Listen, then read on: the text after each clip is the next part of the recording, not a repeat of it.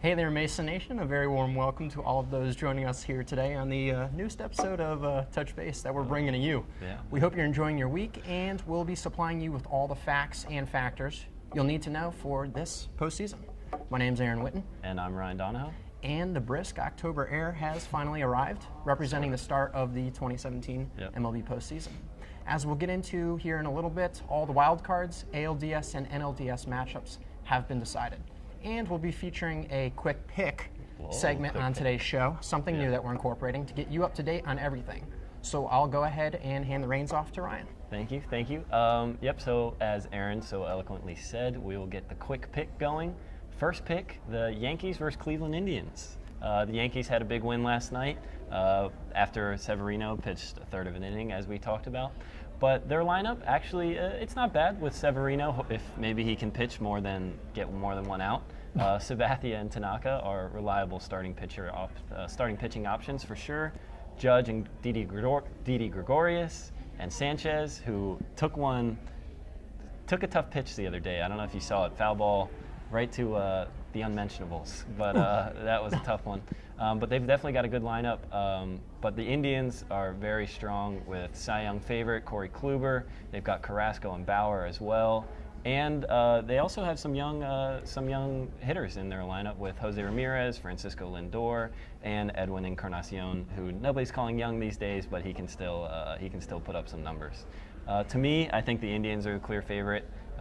They're the better team, but you never know. Lately, these wild card teams, with their momentum from winning that one-game series, maybe the Yankees will have some adrenaline after their champagne bath last night. So we'll see, but I definitely think the Indians are going to take it. They're the better team, and I hope they do.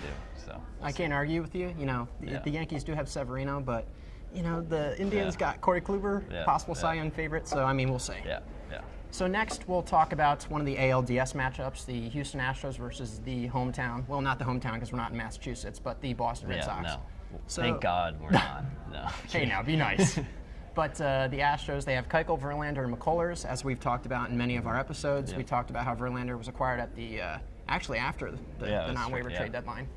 They've got AL MVP candidate Jose Altuve, who I believe finished the season with 346. He's also on Ryan's fantasy team. The little guy. That's right. They got UConn alum George Springer, and they got Carlos Correa, who they make up a pretty formidable lineup of hitters. So the Astros have that going for them. The Red Sox, on the other side of things, have Chris Sale, who they paid for heavily in prospects last winter. They've got Pomerantz, who's he's a decent number two. Mm-hmm. Probably wouldn't be a number two, maybe more like a 3 or 4 on most teams. Yeah. And then they have the absence of a reliable number 3. Yeah, I'm hearing Doug Fister maybe takes that over. So we'll see. Yeah. But Betts, Benintendi, and Rafael Devers, the 20-year-olds, make up some of Boston's better-known hitters.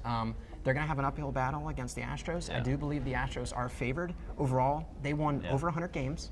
Mm-hmm. Did they play in a competitive division? Yeah. Angels are okay. Yeah. Astros are good, but you know what? Yeah. I think the Astros are probably favored in this one against Boston Red Sox. Wow. See, that's a gutsy. It's not easy to pick against your team. Speaking of which, the next matchup we have is the Nationals against the Chicago Cubs. Nationals, very strong team. Obviously, the hometown team, my favorite team. They have in their lineup, in their starting rotation, they've got NL Cy Young favorite, Max Scherzer. Hopefully he wins it. Steven Strasburg and Gio Gonzalez. They've got Harper returning from the DL. Hopefully he's able to get back into the swing of things. They've got Anthony Rendon and Daniel Murphy, who've had great years. Murphy, you never know what he can do in the postseason. He's had some good ones in the past. And then the Cubs, they have a savvy vet in John Lester. They've also got John Lackey, and as well as impending free agent Jake Arrieta. So we'll see how that goes. And then, of course, they've got Chris Bryant, Javier Baez, and Anthony Rizzo. Definitely a good team. I can't go against my team like you just did. I still think the Nationals are the actual favorite, but I think that they'll be able to take this one, hopefully, and win their first playoff series since they've become the Washington Nationals. So I'll be excited to see that. Hoping for a Dodgers versus Washington Nationals. Dodgers versus Nationals would be NLCS? fun. They did beat us in the NLDS last year, so it'd be some good revenge. Maybe a little Scherzer versus Kershaw matchups. That'd be fun. Yeah. Sure. So we'll move on to the last of the NLDS matchups, which is or one of the last. Yeah. The Los Angeles Dodgers versus the Arizona Diamondbacks / Colorado Rockies, because we don't yet know who has or will win that matchup. Wednesday. That's right. Something. They play tonight, yeah. So the Dodgers have baseball's best record.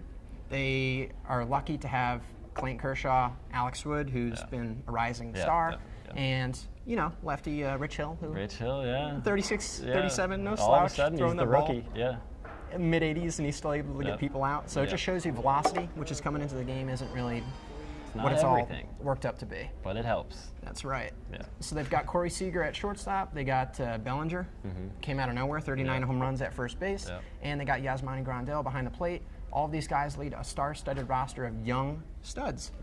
Star-studded going on there. Young studs. A little tongue twister. So as we said before, and Ryan alluded to, it all depends on the winner, because today is Wednesday, so we don't know who's won between the Rockies and the Diamondbacks. I'd have to say that the Dodgers are probably rooting for the Rockies because their pitching isn't as good. Yeah. I don't think it really matters because they're the best team besides your Nationals. But the Diamondbacks, they face off in a single elimination game tonight, Greinke versus Gray, so that'll be a good matchup. Full strength lineups. The winner plays NL's best, the Dodgers. Colorado has better offense marginally, but Arizona has a better pitching staff and bullpen to fish off games. So it'll be interesting to see who wins that matchup. What's your take, Ryan? Well, I'm definitely not going to have a pick here because this episode is going to come out after the game's over, and me, I'm looking out for myself. I don't want to look stupid here. So I think either of them could win the game. Honestly, I think that one of them will win, and I think the winner will advance to play the Dodgers. I do hope it's the Rockies, but we'll see what happens tonight. Whoever scores the most points, I think, wins. Yeah, whoever scores the most baskets and touchdowns will win the game. And hockey goals. Yeah, so we're excited to see that one tonight. But that pretty much wraps it up for today. But the fun fact of the day is always much anticipated. Did you know that umpires used to sit in padded chairs behind the home plate prior to 1859? You probably didn't, because I didn't know that either. It was probably pretty comfortable for them, and maybe they got maybe some drinks, a recliner? Yeah, tipping them back, and before they're calling balls and strikes out there, that'd be fun. I wish I could do that. I used to umpire softball, and you can't. You have to squat. And you umpire now for George Mason, don't you? Yeah, that's true, but it still stinks. You have to stand and squat. I want a recliner. That'd be nice. But that is all for us today. Thank you all for tuning in, and tune in next week for our next episode of Touch Base. And my name is Ryan Donahoe. And I'm Aaron Witten. And we'll see you next time. Take a little break and watch Touch Base. It'll put a smile right on your face. Thank you all for watching this episode of Touch Base. And make sure you follow Mason Cable Network and Touch Base on all forms of social media, and tune in for our next episode.